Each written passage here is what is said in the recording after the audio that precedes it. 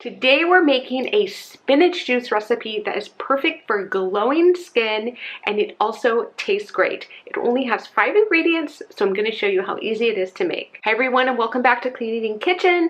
I'm Carrie, and this is my channel where I share easy real food recipes and tips so you can feel your best. And I've talked about this before, but making vegetable juices can be a really easy way to increase your nutrient intake. Juicing can also be great for those of us who have sensitive digestive systems. Green juices made with a lot of vegetables and not too many fruits can be a really healthy way to increase your hydration status, and can also be an easy way to get nutrients like magnesium and potassium. That said, it's always a good idea to speak to your healthcare provider, especially if you have blood sugar instability, just to make sure that juicing is right for you. So in today's green juice recipe, we're focusing on spinach. And spinach is so healthy. It's a leafy green vegetable. You can use either the baby spinach variety, which you can find in a lot of stores, or you can use the whole adult full-size spinach.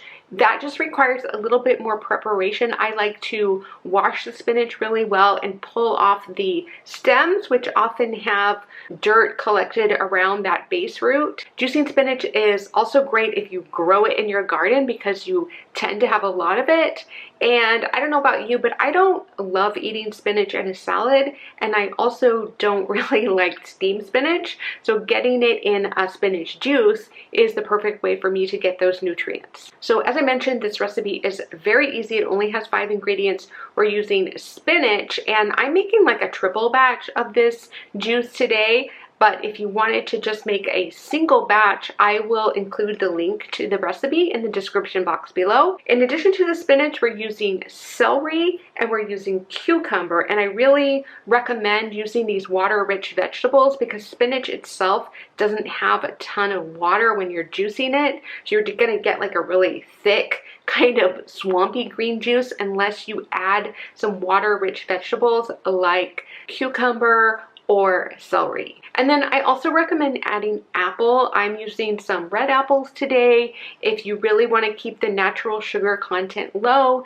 you could use a green apple, and you could also use fruits like pear, which is amazing in juice. And then I love adding ginger. In almost any green juice that I make, I'm going to add ginger. I do like to take the skin off the ginger before putting it in the juicer. And ginger is also really great because it can help reduce bloating and can help with gut health. So as I mentioned, this juice is really great for skin health in addition to just your overall health as well. And it can also help with your metabolic health, and meaning that it can help with healthy weight management because it is low calorie and it's just high in nutrition. And especially if you're swapping out sugar sweetened beverages, vegetable juices can be a really healthy addition to your diet. As you can see, I do have clear skin, and I'm very proud of that because when I was growing up, I had a lot of acne, and I also had really oily skin, and I was always told, you will love your skin when you're older